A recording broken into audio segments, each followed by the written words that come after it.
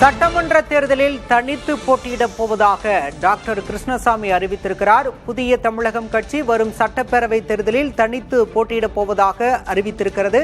அண்மை செய்தியாக பார்க்கின்றோம்.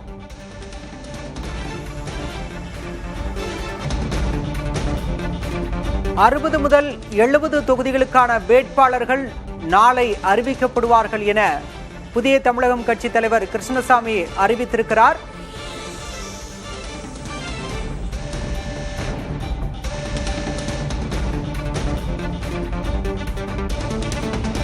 அறுபது முதல் 70 தொகுதிகளுக்கான வேட்பாளர்கள் நாளை மறுநாள் அறிவிக்கப்படுவார்கள் என புதிய தமிழகம் கட்சி தலைவர் கிருஷ்ணசாமி அறிவித்திருக்கிறார். கடந்த நாடாளுமன்ற தேர்தலில் அதிமுக கூட்டணியில் இணைந்து போட்டியிட்டவர் இந்த நிலையில் வரும் சட்டப்பேரவை தேர்தலில் தனித்து போட்டியிடப் போவதாக அறிவித்திருக்கிறார்.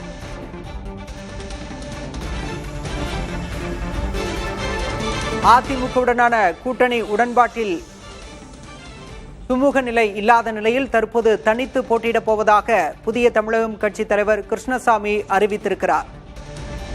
ஒன்றுபட்டு நின்று நம்மை புறக்கணித்தவர்களை நாம் புறக்கணிப்போம் என்றும் தன்னுடைய அறிக்கையில் குறிப்பிட்டிருக்கிறார் டாக்டர் கிருஷ்ணசாமி.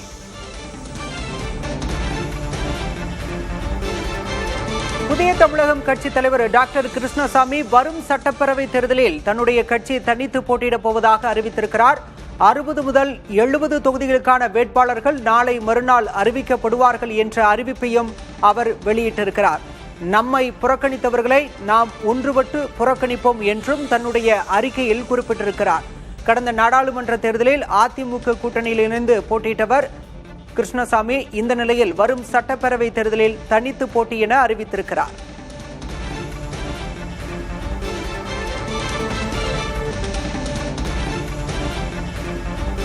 அதிமுக கூட்டணியில் வரும் சட்டப்பேரவை தேர்தலில் 15 தொகுதிகள் கேட்டதாகவும் ஒரு ராஜ்யசபா கேட்டதாகவும் நேற்று செய்தியாளர்கள் சந்திப்பில் பேசியிருந்தார் புதிய தமிழகம் கட்சி தலைவர் கிருஷ்ணசாமி. அதிமுகவுடனான தொகுதி உடன்பாடு எட்டப்படாததால் தற்போது என்டிஏ கூட்டணியில் இருந்து விலகி அவர் தனித்து போட்டியிடுவது உறுதியாக இருக்கிறது. நாளை மறுநாள் 60 முதல் 70 தொகுதிகளுக்கான வேட்பாளர்கள் அறிவிக்கப்படுவார்கள் என்று கிருஷ்ணசாமி தெரிவித்திருக்கிறார்.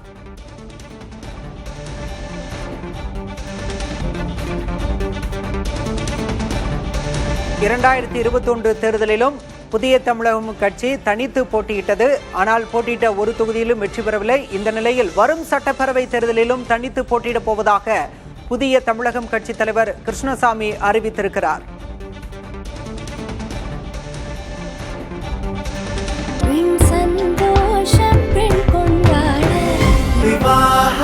மணப்பெண்ணின் பிரத்யேகமான திருமணம் விவாஹா தி சென்னை சில்க்ஸ்.